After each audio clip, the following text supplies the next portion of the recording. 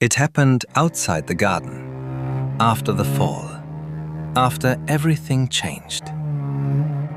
Adam and Eve had lost paradise, but they had not lost each other.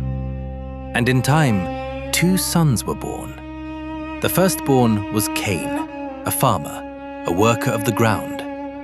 The second was Abel, a keeper of sheep. Both brothers knew about God.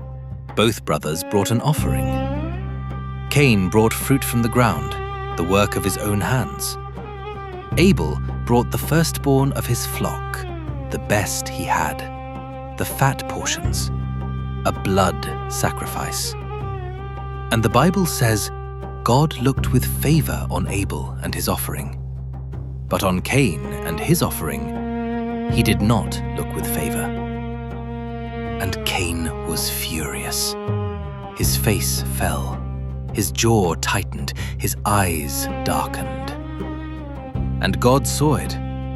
God came to Cain personally, not in judgment, but in warning.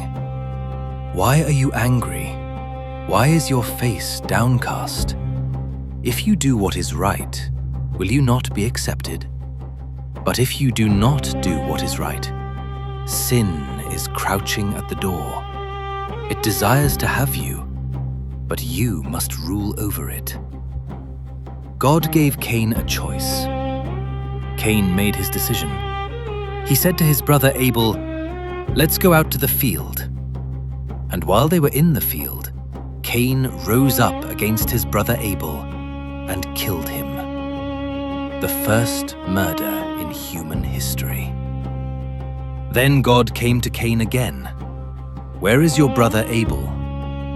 And Cain, with the blood of his brother still on his hands, looked at God and said, "I don't know. Am I my brother's keeper?" The first lie told to God's face. And God said, "What have you done? Listen, your brother's blood cries out to me from the ground." The ground that had received Abel's blood would no longer yield its strength to Cain. He would be a restless wanderer on the earth, driven from the presence of God, the thing he feared most of all. And Cain cried out, "My punishment is more than I can bear. Today you are driving me from the land, and I will be hidden from your presence."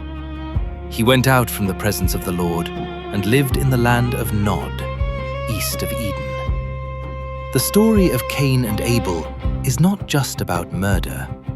It is about what happens when we let jealousy sit in our heart long enough to become action. God warned Cain before it happened. He told him sin was crouching at the door. He told him he could master it. Cain chose not to listen. And the saddest line in the entire story is not the murder. It is what God said afterward. "Your brother's blood cries out to me from the ground." Abel was gone, but his blood still had a voice. What is the jealousy in your heart right now that God is warning you about before it becomes something you can never take back? Sin is crouching at your door too, but you can still master it.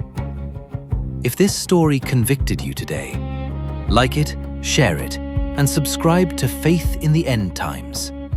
Every week, we bring the greatest stories ever told back to life. God bless you. See you next time.